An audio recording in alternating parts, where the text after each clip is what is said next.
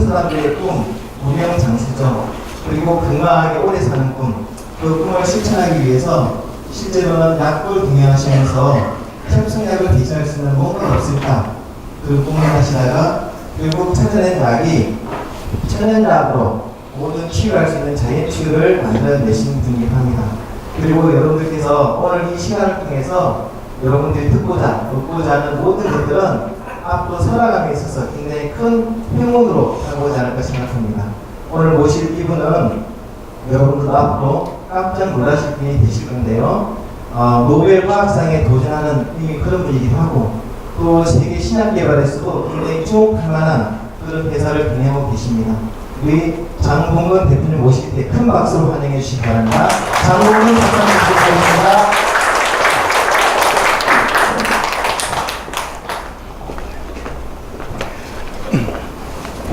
네,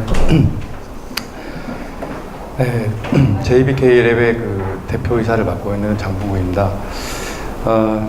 저는 한 25년 전 이제 제가 약대를 졸업하고 약사의 사회생활을 처음 하면서 제가 공부를 굉장히 열심히 했었고, 그 공부를 두 가지를 열심히 했었습니다. 하나는 이제 양약에 대한 공부와 하나 한약에 대한 공부.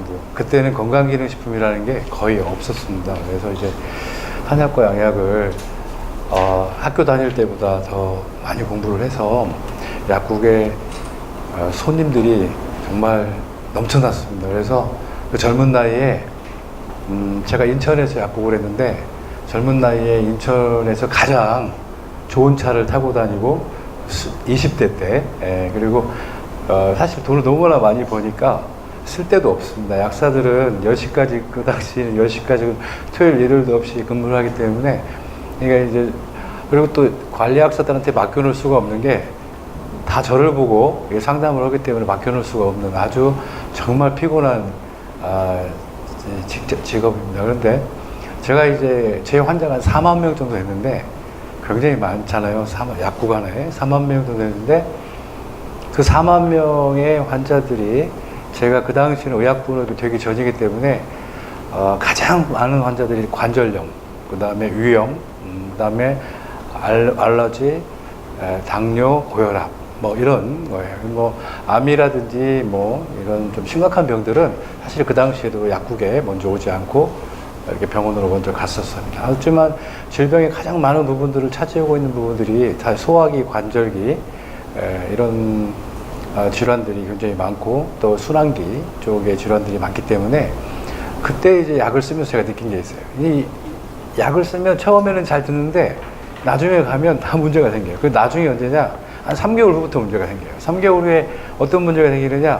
일단 관절약 먹으면 속이 쓰리고, 그리고 한 6개월 지나면서부터는 피부가 다 이렇게 망가지기 시작하고, 혈압이 또 올라가고, 또 당뇨약도 한 달 정도 먹을 때까지는 당이 잘 잡히는데, 또 이제 먹고 나면서 또 문제가, 염증이 많이 생기고, 혈압약은 또 이제 한 3개월 지나가면 잠이 안 온다든지, 또 이제 이런 혈액순환이 제대로 잘 안 되기 때문에, 혈압약을 먹으면 아이러니컬하게도 뇌경색이 많이 옵니다.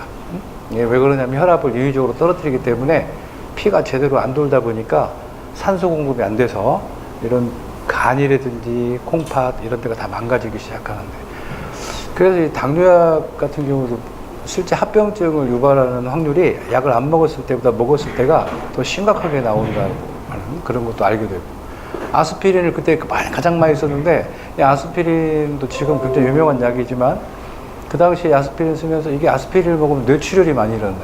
원래 이제 뭐 중풍이나 치매나 뭐 이런 심근경색, 뇌경색을 막고자 약을 쓰는데, 이게 피는 맑아지는데 혈관이 얇아지고 터져버리는 거예요. 뭐 이런 일들이 굉장히 많이 나타나는 거 보고, 이게 도대체 어떤 문제냐 봤는데, 그 당시에 저는 이제 청년이었어요. 이게 20대 청년이었기 때문에 뭐 그냥 무조건 도전 정신이 있었고, 야 이걸 해결하는 게 뭐지? 하는데 아무도 모르는 거예요. 사실은 제약사 선배들, 뭐 약국 선배들 물어봐도 이건 뭐 어쩔 수 없다라는 식으로 얘기를 하고, 이게 약은 그러니까 수명을 연장시킬 수는 없지만 우리가 일상생활을 좀 편하게 만드는 이런 부분들이다. 요즘에 어린아이들도 그 예방접종을 못하면 학교에 못 들어가죠. 네? 초등학생들도 그렇고 자궁경부암 같은 경우에는 그 여학생들 아마 그 중학교에 못 들어갈 거예요. 그게 강제적으로 어떤 하지 않는 그런 부분들이 아닌 이상 실제 이게 우리 이 합성약이라고 하는 이 파트가 인간의 수명 연장에 과연 기여를 할 수 있는가에 대한 아주 근본적인 퀘스천을 하게 됐어요. 그러니까 저희 어머니도 그 당시에 뭐 관절염약, 뭐 혈압, 당뇨약, 아버지는 당뇨, 어머니는 관절염약 많이 드시고 계셨는데, 이건 정말 저희 부모님을 위한 그런 뿐만 아니고, 이건 제가 앞으로 제 앞길에 대한 그 당시에 이제 의약분업이 딱 터진 거예요. 전 막 고민하고 있을 때. 그래서 의약분업이 터지니까 이제는 제가 그런 뜻을 가지고 있어도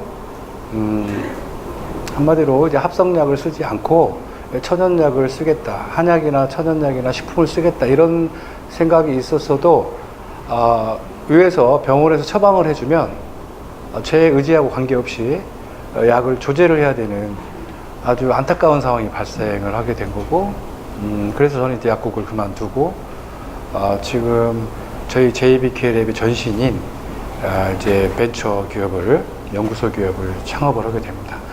그때가 벌써 한 2000년도, 99년도니까 벌써 한 20년이 훌쩍 이렇게 지나가 버렸네요. 약에 대한 새로운 패러다임보다는 건강에 대한 새로운 패러다임을 오늘 말씀을 드리고 싶고, 여러분들이 지금까지 약을 먹는 이유, 내가 몸에 좋은 걸 먹는 이유, 운동을 하는 이유, 이게 다 뭐냐면 오래 살기 위해서예요. 그러니까 우리가 약을 먹을 때 저게 수명을 단축하느냐, 수명을 연장하느냐, 이걸 봐야 되는데, 그게 가장 건강에 중요한 지표다. 근데 어떤 분들은 그래요. 아니, 이렇게 숨만 쉬면서 오래 살면 무슨 의미가 있느냐. 그건 의미가 없습니다. 우리가 100살이 넘어도 청년처럼 좋은 세포를 가지고, 요즘 뭐 제품 중에 팔팔이라는 제품들이 나오는데, 그런 팔팔하게 살 수 있을 정도의 건강을 유지하는 것만이 의미가 있다. 이런 부분에서 그동안 저희가 제가 25년 동안 고민하고 또 연구하고 또 이렇게 완성을 시킨 이 이론에 대해서 여러분들에게 설명을 드리도록 하겠습니다. 이 이론은 실제 일반인들에게도 물론 조금은 알려져 있지만 실제 의료인들에게 많이 이렇게 홍보가 되고 또 교육이 되고, 그래서 학회를 세 군데의 학회에 실제 이 이론이 통용이 되고, 또 여기에 참여하는 의사분들이 한 1000명 정도, 1000명이 참여를 해서 실제 이 이론을 현장의 필드에서 응용을 하고 있습니다. 예. 자, 질병이라고 하는 건 뭐고, 우리 병이라고 하는 것은 치료가 되는 거냐, 치유가 되는 거냐, 치료를 하는 거냐, 치유가 되는 거냐, 여기에 대한 질문입니다. 우리가 지금까지 알고 있었던 질병은 뭐 밖에 나갔다 들어오면 손을 씻어라, 그리고 양치를 해야 된다, 뭐 이런 것들에 대한 부분들은 다 잘못된 거다. 그것은 오히려 손을 안 씻고 조금은 덜 위생적으로 생활을 하는 것이 병에 안 걸리는 방법이다. 이게 제가 막 주장을 하는 게 아니라 이제 제가 10년 전, 20년 전에 주장했던 것들이 지금은 이제 그게 맞다 이렇게 인정이 되고 있는 분위기입니다. 그게 왜 그러냐면 보겠습니다. 사실은 이 스트레스라고 하는 것은 옛날에 제가 임상했을 때는 화병이라고 했어요. 그래서 병원에 가면 신경성이라는 말로 화병, 이 화병입니다. 이런 신경성. 그냥 병원에서는 원인을 모르면 다 신경성이라고. 아니, 머리가 아픈데 왜요? 신경성 두통입니다. 아니, 속이 안 좋아요. 왜요? 신경성 위염입니다. 신경성 대장염, 신경성 방광염. 하여튼 모든 게 신경성이 앞에 붙으면 그 모르는 것들은 병이 다 만들어졌습니다. 그런데 원인 신경성이면 원인을 제거해야 되는데 그냥 약만 주니까 계속 이게 치료가 안 되고 염증이 커지는 거였다. 그러면 신경성이라고 하는 것은 이렇게 구체적으로 질병이 이제 원인으로 밝혀지기 시작한 지가 얼마 안 되고, 또 이 부분도 저희 학회나 저희 연구소에서 한 역할이 굉장히 큽니다. 유해 활성산소라는 게 있다. 이게 우리가 여러분들이 평온한 어떤 피스풀한 어떤 컨디션에서 뭔가 이 충격을 받는 게 있어요. 근데 그 자극이 아니라 긍정적인, 내가 뭔가 하고 싶어서 열심히 일을 해야지, 공부해야지, 운동해야지, 이런 긍정적 자극이 아니라 충격을 받을 때가 있어요. 친구가 죽는다든지, 뭐 예를 들어서 사업이 망했다든지, 사랑하는 여자와 헤어졌다든지, 이런 어떤 충격을 팍 받을 때 우리 몸에서 뭐가 생기느냐? 이 활성산소가 생긴다는 거예요. 이게 여러분들이 호흡을 할 때 여러분들한테 제일 중요한 원소가 세 가지가 있는데, 제일 중요한 게 뭐냐면은 이게 뭐죠? 산소죠. 그 다음으로 중요한 게 질소고, 그 다음으로 중요한 게 수소입니다. 그러니까 그리고 여러분들 뭐 잘 아시는 이 탄소라고 있죠. 그래서 이 탄소, 수소, 산소를 탄수화물이라고 그래요. 응? 근데 탄수화물은 여러분들이 알고 있는 거, 탄수화물은 뭐다 하면, 탄수화물 많이 먹으면 살쪄, 뭐, 당이 많이 올라가, 이렇게 알고 있지만, 실제 이 탄수화물은 여러분들이, 없으면 섭취하지 못하면 죽는 아주 중요한 에너지원이다. 이 탄수화물은 주로 어디에 있느냐? 식물이나 곡류, 이런 데 있어요. 매일 여러분들 먹는, 쌀밥 있잖아요. 우리 밥, 이 탄수화물이에요. 이 질소는 어디에 있느냐? 이건 이제 우리가 아미노산이라고 하는 고기, 콩, 우유 뭐 이런 데 들어있는 거예요. 그런데 이게 공기 중에 다 있단 말이에요. 탄소는 공기 중에 없어요. 탄소는 주로 이 땅 속에 있거나 제가 말씀드린 식물에 있는 거고, 이 공기 중에 이게 들어오면 되는데 이 두 가지는 말썽을 잘 안 일으켜요. 근데 이 산소가 말썽을 많이 일으킵니다. 이 산소가 없으면, 부족해지면 여러분은 저산소 혈증으로 5분 만에 사망을 하게 됩니다. 근데 이 산소가 많아지거나 아까 스트레스가 산소를 딱 만나게 되면 이 산소가 뭘로 바뀌느냐? 원자로 바뀌어요. 산소가 원래 두 개가 있어야 되는데 하나로 바뀌어버립니다. 이 하나로 바뀌는 순간 여러분의 몸은 완전히 다 염증 상태로 빠집니다. 이걸 신경성 염증이라고 해요. 그래서 우리가 지금까지 알고 있었던 병의 원인이 밝혀진 거예요.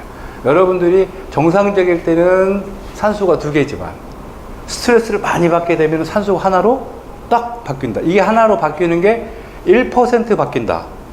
1에서 2% 바뀐다. 그러면 여러분들은 아주 건강하다. 만약에 근데 2% 이상으로 넘어간다. 그러면 그때부터는 염증이 괜히 많이 발생한다. 그래서 암에 걸린 사람들은 10% 이상이에요. 암에 걸린 사람들은, 제가 암에 걸린 사람들을 1년에 한 1000명 정도 상담을 하는데, 그분들의 공통점은 뭐냐면 항상 고민, 불안, 항상 불안하고 고민이 많고, 그리고 착해요. 착해. 그리고 마음이 여려. 그리고 뻔뻔하질 못해. 그리고 그래서 꾹 안고 살고 그래요. 뭔가 표출하거나 이렇게 푹 털어버리는 성격이 아니고 꾹 안고 살아요. 그게 이제 꾹 안는다라는 것은 우리 세포 안에서는 활성산소가 어마어마하게 생기는 거예요. 그게 이제 밝혀졌는데, 주로 병이 많은 사람들을 보니까 이런 그 이혼, 사망, 파탄, 뭐 내 주변에 있는 친한 사람 죽거나 경제적 파탄, 고민하는 거죠. 미래에 대한 고민, 과거에 대한, 현재에 대한 고민하고, 공포, 뭐 트라우마라고 하잖아요. 우리가 전에 한번 사람한테 당했던 사람들은 사람 만나는 걸 굉장히 힘들어하고, 뭐 이런 걸 트라우마라고 하고, 초조, 갈등, 분노, 외로움. 혼자 있어도 활성산소가 많이 올라갑니다. 그래서 남자들은 50세 넘어서 이렇게 혼자 되면은 빨리 죽어요. 근데 여자들은 혼자 있어도 빨리 안 죽는 이유가, 여자들은 항상 수다를, 이야기를 많이 옆에 하니까 남자들은 수다를 못 해요. 본능적으로 수다라고 하는 본능이 없기 때문에. 아니면 여자들은 이 누군가를 만나서 계속 이야기를 하다 보니 외로움을 느낄 시간이 별로 없는데, 남자들은 그런 외로움을 많이 느끼기 때문에 남자들의 수명이 굉장히 짧습니다. 혼자 사는 남자들의 수명이 짧고, 하여튼 가장 오래 사는 사람들은 낙천적이고 생각이 없는 사람들이 오래 살더라. 이렇게. 그래서 코미디언들이 오래 살고, 그 다음에 이 깡패들이 오래 살아요. 깡패들이 왜냐면 단순하거든요. 그리고 잊어버릴 거 확 잊어버리고, 뭐 미래에 대해서 별로 걱정도 안 해요. 그냥 원래 닥치는 일들만 해결하니까 그렇게 오래 살고 그래요. 치료도 잘 됩니다, 그런 사람들은. 육체적으로도 이게 스트레스를 받는다. 우리가 몸을 많이 움직이면 시골에 사는 분들이 오래 못 사는 이유들이 있어요. 막 농사만 짓는 사람들. 일 열심히 하는 분들은 평균 수명이 70밖에 안 되는데, 남들이 일할 때 일하는 신용만 하다가 항상 이렇게 빈둥빈둥 노는 사람도 있어요. 그 나무 그늘에서 퍼질러 자거나 이렇게 막걸리 마시면, 이런 사람들을 보면 굉장히 오래 살아요. 왜 그러냐면 노동을 잘 많이 않기 때문에. 일이라고 하는 건 노동으로 진행이 되다 보면 굉장히 스트레스를 많이 받는다. 그래서 운동선수들이 빨리 죽습니다. 그러니까 운동선수들 중에서도 좋아서 하는 운동이 있는데, 이제 먹고 살기 위해서 하는 운동선수들 있죠. 우리가 그 프로 선수라고 하죠. 프로 아마추어가 아니라, 이 프로들은 사실은 자기가 뭔가 일을 하기 싫을 때도 일을 해야 되기 때문에, 운동하기 싫을 때도 운동을 해야 되고, 그 사람들은 스트레스를 많이 받아요. 그리고 그 다음에 이제 빨리 죽는 사람들이 뉴스 앵커들 있어요. 앵커들도 내가 하고 싶은 말을 해야 되는데 위에서 시키는 대로만 하다 보면 막 스트레스를 엄청 받는 거예요. 그러니까 우리가 스트레스라는 것은 내가 하고 싶은 걸 못하게 하거나 내가 하기 싫은 일을 해야만 될 때 스트레스를 받는다. 그리고 이제 너무 운동을 많이 하는 사람들도 이 세포가 노화가 빨리 돼서 죽습니다. 그리고 이렇게 그 과도하게 살행을 하는 사람들도 빨리 죽어요. 그러니까 먼저 항상 정상에 먼저 가 있는 사람들이 있어요. 시작 딱 하면 항상 먼저 가는 사람들이 있어요. 그런 사람들은 먼저 하늘나라로 이렇게 먼저 가는 경우가 굉장히 많다. 그래서 왜 그러냐면 이렇게 많이 몸을 움직이다 보면 몸에서 뭐가 나오냐면 이 활성산소가 나옵니다. 그래서 우리가 항상 슬로우, 생각은 빠르게 해도 몸은 슬로우하고 움직여야 된다. 그 다음에 이제 요즘에는 나는 스트레스도 안 받고 몸도 천천히 움직이고 여유롭게 사는데 암에 걸렸다, 또는 뭐 관절염, 류머티스에 걸렸다, 뭐 염증이 많다, 이런 분들이 꽤 나타나고 있는데, 이런 분들을 보면 이런 전자파라든지 미세먼지 이런 쪽에 굉장히 취약한 방어인자를 갖고 있어요. 유전자를 갖고 있는 분들이 많아요. 그러니까 우리가 이제 술을 전혀 못 드시는 분들이 갑자기 소주를 한 병을 탁 먹으면 죽게 됩니다. 왜 그러냐면 술을 해독시키는 능력이 약하기 때문인데, 우리 사람들도 지금 지구에 한 80억 명이 살고 있는데 단 한 사람도 유전자가 같은 사람이 없어요. 여러분들이 어떤 항암 치료를 받고 나면 어떤 분들은 잘 견디고 어떤 분들은 못 견디고, 어떤 분들은 효과가 잘 나타나고 어떤 분들은 전혀 안 나타나고, 이 많은 똑같은 항암제라도 그래요. 그러니까 그 이유가 뭐냐? 체질과 유전자가 다르기 때문이다. 그래서 이런 환경적 스트레스를 못 이기시는 분들이 있어요. 프랑스에 가보면 무슨 뭐 모기장 같은 거 이렇게 쓰고 다니는 사람도 있어요. 실제 모기장 같은 걸 발까지 이렇게 해서 뭔가 봤더니 전자파 차단 그러니까 왜 그러냐면 자기는 그 전자파를 느낀다는 거예요. 이 핸드폰 전자파 있죠. 이건 엄청난 원인이 된다. 그래서 핸드폰을 이렇게 우리가 귀에다 대고 하면 이쪽이 뇌종양이 많이 생깁니다. 그래서 미국에서는 초등학생들 미만 아이들은 핸드폰을 못 쓰게 하고 있어요. 왜 그러냐면 이 마이크로웨이브파라는 이 전자파가 뇌 세포를 암으로 만들 수 있다. 이렇기 때문에 못 쓰고 있다. 자, 그 다음에 이제 스트레스가 아닌데 이 독소에 의해서 벽이 생기는 경우도 상당히 많다. 여러분들이 지금 미세먼지 있잖아요. 중국에서 막 날라오는 미세먼지, 또는 주변에 무슨 뭐 이 석유화학 공장에서 나오는 이런 미세먼지에는 수은납, 카드뮴 비수라는 중금속이 있습니다. 실제 저희가 암을 일으킬 때, 동물에게 암을 일으킬 때 저 중금속이나 발암물질을 사용을 합니다. 그 다음에 간을 파괴시키는 물질은 우리 몸에 질병을 많이 만들더라. 이게 뭐냐면 약이에요. 여러분들이 지금까지 먹었던 피임약, 진통제, 해열제, 혈당 강화제, 혈압약, 많은 이런 우리가 먹고 있는 한 90% 이상의 약들은 우리 몸에 들어가면 무엇을 만듭니까? 네, 활성산소를 만들더라. 이 활성산소를 제일 많이 만드는 약이 어떤 약이 있습니까? 약 중에서. 그게 바로 항암제입니다. 네. 그러니까 항암제는 암을 적게 만들 수는 있지만, 줄일 수는 있지만, 많은 병을 만들 수 있겠죠. 그래서 항암 치료를 받은 분들이 몸이 많이 아파요. 그래서 항암 치료를 기본적으로 받으려면 몸이 건강해야 된다. 이게 되게 중요합니다. 그리고 이제 농약. 그래서 우리가 농약을 많이 친 이런 야채나 이런 식물들은 먹지 말아야 된다. 알코올, 흡연, 식품 첨가물, 과산화지질. 근데 이 식품 첨가물은 마트에 가보면 야채나 이런 고등어, 생선 빼놓고는 다 식품 첨가물 안 들어간 게 거의 없습니다. 그죠? 제가 토마토 케찹을 한번 봤는데 식품 첨가물이 한 20가지가 넘게 들어있어요. 토마토 케찹인데. 그러니까 그 식품 첨가물도 간에서 다 해독이 되기 때문에 많이 먹으면 피곤하다는 거죠. 그 다음에 이제 과산화지질은 되게 중요합니다. 여러분들 모든 병에 지금 13,200가지의 병이 있는데 그 중에 90%는 이 과산화지질하고 관련이 되어 있어요. 과산화지질이 도대체 뭐냐? 이게 뭐냐면 여러분들이 기름기라고 있는 것들이 있죠. 기름기. 여러분들이 식용유거나 아니면 기름진 음식들, 튀김, 이런 모든 것들이, 그 다음에 구운 거, 볶은 거, 태운 거, 이런 것들이 다 과산화지질이다. 그러니까 우리 먹는 식단에서 과산화지질이 없는 식단은 과일밖에 없어요. 다. 왜? 생선도 구우면 생선 껍질에 있는 기름이 산화가 돼요. 그래서 산화가 안 되는 유일한 방법은 날로 먹는 방법밖에 없다. 그래서 우리가 생선을 먹을 때도 회로 먹는 것이 가장 좋은 방법이긴 하나 그게 쉽지는 않죠.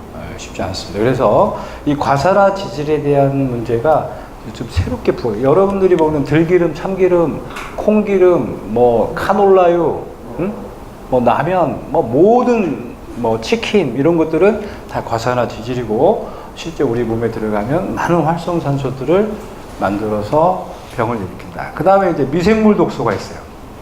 이 미생물 독소는 여러분들 요즘에 프로바이오틱스라고 해서 TV에서 홈쇼핑에서 많이 광고하죠. 프로바이오틱스는 좋은 균이에요, 나쁜 균이에요? 좋은 균이죠. 왜 프로바이오틱스라고 했어요? 바이오틱스라는 게 뭐죠? 바이오틱스. 바이오틱스라는 것은 원래 항생제를 말하는 거예요. 네? 바이오틱스. 이게 항생제예요. 여러분들이 페니실린이라고 들어보셨죠? 이 페니실린은 그냥 바이오틱스고 프로바이오틱스는 한마디로 페니실린과 유사한 역할을 한다 해서 프로바이오틱스라고 이렇게 하는 겁니다.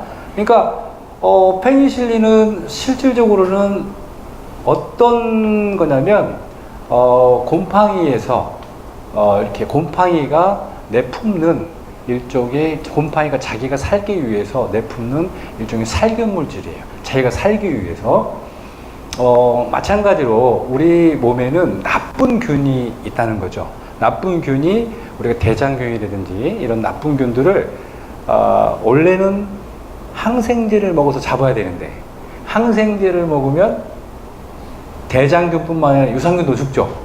그러니까 항생제를 많이 먹으면은 장이 유산균들이 다 죽어버리기 때문에 막 설사를 막 하는 거예요. 그러니까 항생제를 쓰지 말고 우리가 유산균을 많이 먹자라는 거예요. 그럼 유산균 숫자를 좀 늘렸더니 대장균이 상대적으로 많이 죽더라. 이게 바로 지금 프로바이오틱스예요. 그래서 우리 프로바이오틱스는 균이다. 균이지만 우리 몸에 유익한 균이다. 이렇게 보시면 돼요. 근데 이제 여기에서의 미생물 독소는 여기서의 미생물은 유익한 균이 아니고 유해한 균이에요.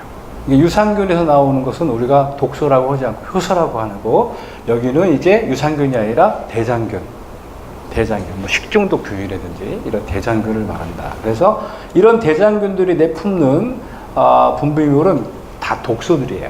근데 여러분의 몸에 대장균이 많으냐, 유산균이 많으냐에 따라서 여러분들의 장의 건강 상태가 결정이 되고, 또 그 장의 건강 상태는 여러분들의 면역하고도 관련이 되어 있기 때문에 면역력도 많이 떨어지는 거예요.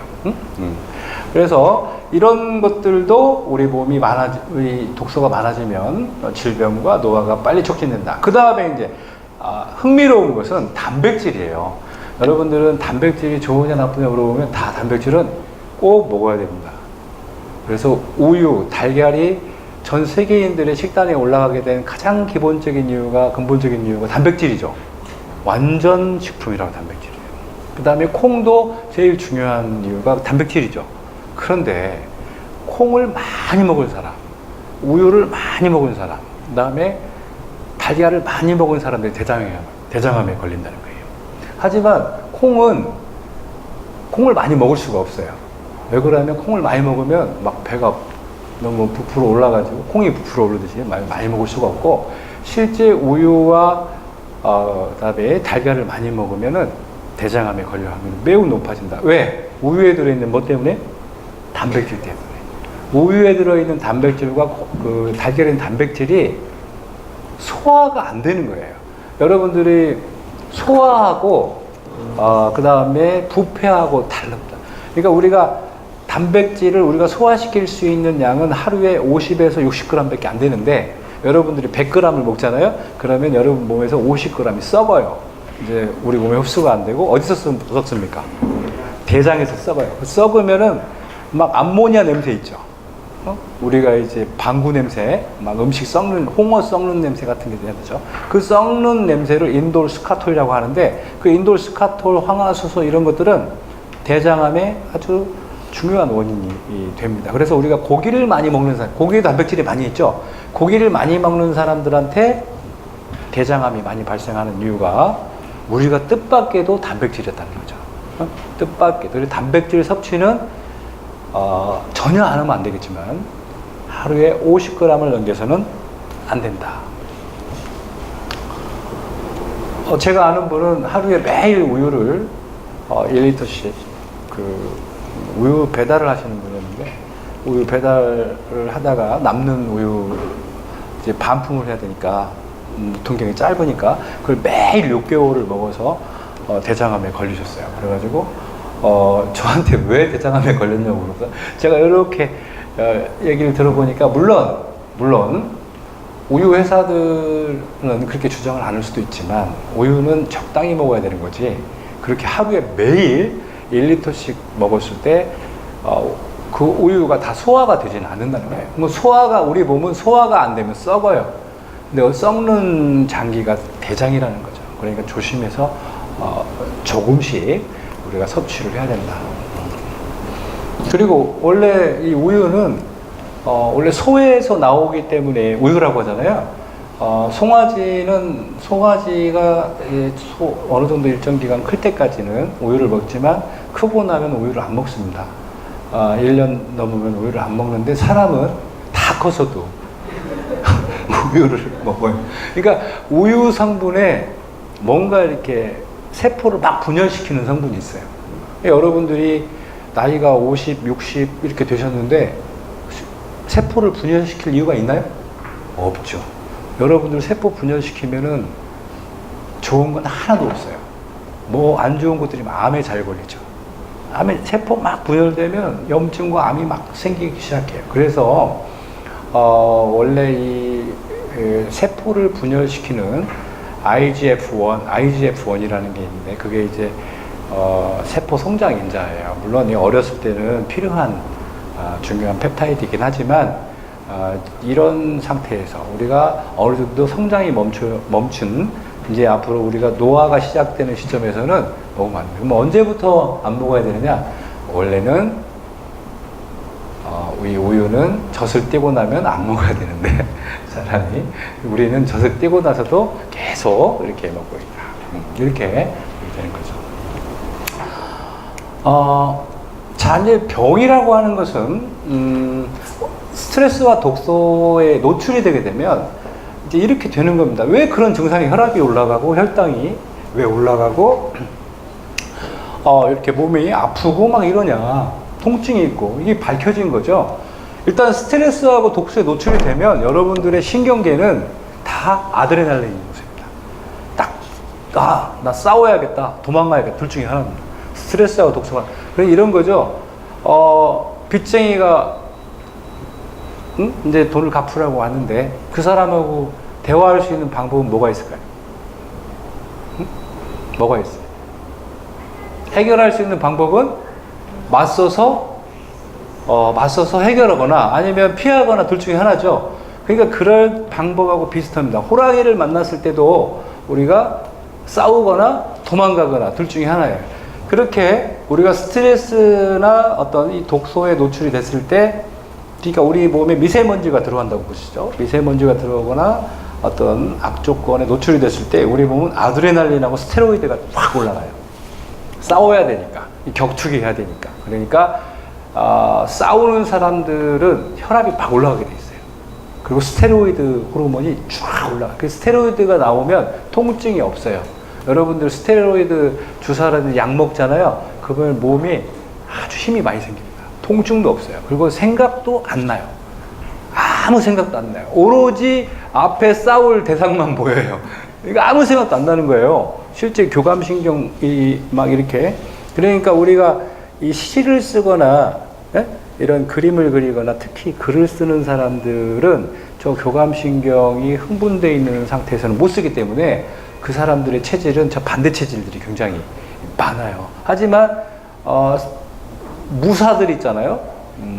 군인들 같은 경우도 이제 필드에서 막 이렇게 소리치면서 지휘하는 장수들은 이런 부유가 잘 화내고 막 다혈질인 사람들은 이 교감신경이 흥분하는 사람들 굉장히 많습니다. 여하튼 간에 이렇게 아드레날린과 스테로이드가 많이 우리 몸에서 분비가 되면 당연히 혈관이 수축돼요. 그리고 당연히 활성산소가 많이 나와요. 스테로이드가 확 올라가면 우리 몸에 이 과립구라고 하는 백혈구가 생기면서 활성산소가 쭉 올라갑니다. 그래서 이 활성산소와 혈류 장애로 인해서 모든 병이 발생하는 거예요. 그래, 스트레스 받으면 여러분들 활성산소가 생긴다. 그리고 우리 몸 미세먼지가 들어오면 활성산소가 생긴다. 스트레스 받으면 또 혈류 장애가 일어나기 때문에 피가 제대로 돌지 못한다. 그리고 미세먼지가 들어오면 피가 제대로 돌지 못하기 때문에 뇌경색이 많이 올 수 있겠죠. 그래서 요즘에 미세먼지 수치가 확 올라간 뒤로 뇌경색 치매 환자들이 급증을 하고 있어요. 지금 학계에 보고된 바에 의하면 엄청나게 많이 올라가고, 그 다음에 대상포진 아시죠? 이 대상포진 환자들도 어마어마하게 많아졌어요. 폐암 환자들도 엄청나게 많아지고 있어요. 그러니까 이런 것들이 결국에는 질병이 발생 원인이 된다, 이렇게 했습니다. 자, 이럼에도 불구하고 다음날 아침이 되면 내 몸은 다시 혈압이 내려가고 내 몸은 염증이 사라지고 순식간에 생겼던 암세포들도 다 정리가 되고 사라집니다.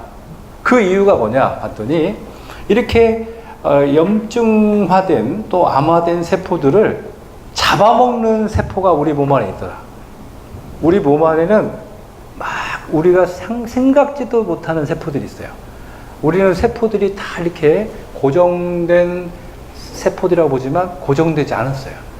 고정되지 않고 유일하게 막 움직이면서 활동하는 세포들이 발견이 됐는데, 대식세포, 과립구, 림프구, 대형림프, 이 4개의 세포가 발견. 이 4개의 세포는 우리 몸을 위해서 우리 몸에 생긴 염증, 암, 나쁜 세포들, 그 다음에 노화된 세포들, 죽은 세포들을 다 정리해주는 세포예요. 이 세포들을 가리켜서 우리가 백혈구다라고 하고, 또는 내자로는 면역세포다, 이렇게 얘기를 합니다. 대식세포는 가장 큰 어른 백혈구예요. 어른 백혈구. 우리가 조국이라고 하죠. 조국, 조상 하듯이 우리 백혈구 중에서 가장 나이가 많은 백혈구를 우리가 대식세포라고 합니다. 이 할아버지 백혈구는 주의만 해요. 이렇게 주의를 하고, 물론 힘들 때는 자기가 나서서 직접 암세포나 이렇게 염증세포 또 노폐물들을 제거를 하기도 하죠. 그 다음에 과립구는 이거 스트레스 받으면 쭉 올라가는 건데, 우리 몸에 세균이 많아져도 올라갑니다. 세균이 많아져도 확 올라가고, 뭐가 많아요? 기생충이 많아도 올라가요. 기생충, 세균 막 엄청나게 올라갑니다. 그래서 이제 여기 호상구 같은 경우에는 이것도 확 올라가는 막 가려움증, 그러니까 우리가 스트레스 받으면 막 몸이 가렵다, 이런 분들은 이 호상구가 많아지고, 이 호중구는 직접 세균을 죽이는 거예요. 그래서 비교적 큰 세균들을 많이 담당하고 있는데, 요즘에 와서 제일 할 일이 없는 백혈구가 뭐냐면 이 과립구예요. 왜냐하면 몸에 세균이 별로 없으니까. 옛날에는 막 세균이 많았잖아요. 근데 요즘에는 우리가 너무 이게 위생적으로 되다 보니까 세균이 많이 사라진 상태다. 그래서 과립구가 별로 할 일이 없다. 할 일이 없는데 우리 몸에서 가장 많은 백혈구가 뭐냐? 바로 과립구예요. 여기서 암이 생기는 거예요. 여러분, 우리 몸에 염증과 암이 생기는 가장 중요한 이유가 사실은 우리 몸 안에 백혈구라는 사실을 이제 밝혀진 거예요. 그러냐면 너무 많아. 우리 몸에 한 60% 백혈구가 이 과립구로 되어 있는 거예요. 그러니까 얘가 조금만 스트레스만 받아도 수치가 확 올라가는데, 얘가 이제 세균을 원래 잡는 역할을 하는데, 우리 몸에 세균이 몇 마리나 있을까요? 참고로 우리 몸의 세포의 숫자는 약 10조 정도 있어요. 그러니까 내 거, 엄마한테 받은 내 거, 엄마한테 하나를 받았지만 우리가 세포 분열을 쫙 해서 10조가 됐죠. 내 거 말고 남의 것이 우리 몸에 들어와서 살고 있어요. 그 미생물이 살고 있는데, 그 미생물이 몇 개나 될까요? 100조란 말이에요. 그러면 내 거하고 남의 거하고 숫자가 어떤 게 더 많아요? 남의 것이 훨씬 더 많죠. 그러니까 하지만 우리는 그 100조, 우리 세포가 100조가 되는 그 남의 세포하고 싸우고 있는 거죠. 그러니까 실제 우리 몸은 절대 민주주의가 아니다. 맞죠? 민주주의라고 하는 건 인간이 만들어낸 하나의 사회적 형태지, 우리 몸은 절대 민주주의로 갈 수가 없다. 우리 몸은 한마디로 이 10조가, 이 주인 되는 세포가 이 얘들을 활용하려고 살고 있어요. 활용이 뭐냐면 이걸 우리가 공생이라고 하죠. 공생. 그러니까 압도적 힘을 이용해서 애들을 컨트롤하고 있는 거예요. 그 압도적 지위가 뭐냐면 우리 면역이에요. 그 면역을 이 100조 정도 되는 이 면역을 우리가 뭐 어떤 백혈구가 컨트롤하고 있냐면 과립구가 컨트롤하고 있어요. 그러니까 얘들이 과립구가 딱 지키면서 나오나 봐라, 나오면 잡는다, 이렇게 컨트롤하고 있는 거예요. 근데 백조가 다 어디에 있느냐 도대체? 균이 다 어디에 있어요?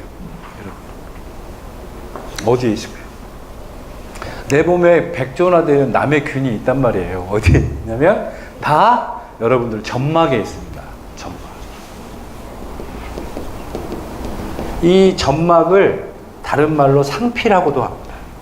그러니까 여러분들이 알고 있는 암 중에 상피암이라고 들어보셨죠? 90%의 암은 상피암입니다.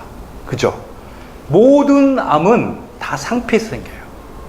그럼 상피가 아닌 암은 어디에서 생기냐? 다 뭐 고환암이라든지 그건 상피가 아니니까 난소암, 고환암, 그 다음에 혈액암, 이것은 이제 에피더멀 캔서라고 하는데, 근데 상피 아닌 비상피 세포에서 생긴단 말이에요.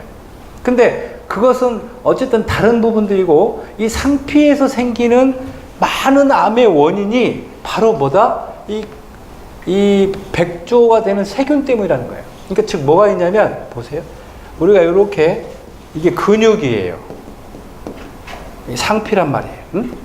모든 우리 몸은 이렇게 이루어져 있어요. 여러분들의 피부도 이렇게 이루어져 있고, 구강도 이렇게 이루어져 있고, 폐도, 그 다음에 요방도, 간도, 위도 다 이렇게 이루어져 있습니다. 그러니까 모든 건 다 근육과 상피로 이루어져 있어요. 근데 균은 어디에 있어요? 균은 다 상피에 있어요. 균은 다 상피에 이렇게 숨어 있는 게 아니라 여기에서 역할을 하고 있는 거예요. 우리 피부에도 다 있어요. 그 모낭충? 아니, 모낭충이나 피부에 있는 게 맞나요? 그 피부에 있는 모낭충도 피부 상피, 너무 모낭충이 없으면 피부암에 걸릴 수도 있고 피부 면역이 떨어지는 거예요. 그걸 너무나 다 없애버리면 안 돼요. 우리 몸에 또 헬리코박터라고 들어보셨죠? 헬리코박터도 다 상피에 있는 거예요. 그것도 헬리코박터도 원래 적당히 있어야지 그걸 다 없애버리면 위암에 걸릴 확률이 매우 높아집니다. 그러니까 균은 적당히 있어야 돼요. 예를 들어서 이게 과립구가 만약에 100조 되는 세포들을 이기기 위해는데 이게 만약 1조 정도가 예를 드는 거예요. 그렇게 많지는 않아요. 1조 정도의 과립구가 필요하다. 그런데 얘네들이 이제 1조하고 100조하고 딱 균형을 이루고 있어. 숫자 딱 맞춰가면서. 근데 어느 날 갑자기 스트레스를 확 받은 거예요. 스트레스를 받으면 아까 제가 과립구가 숫자가 확 올라간댔죠. 과립구 수치가 1조에서 몇 개로 올라가냐면 2조로 올라가요. 2배.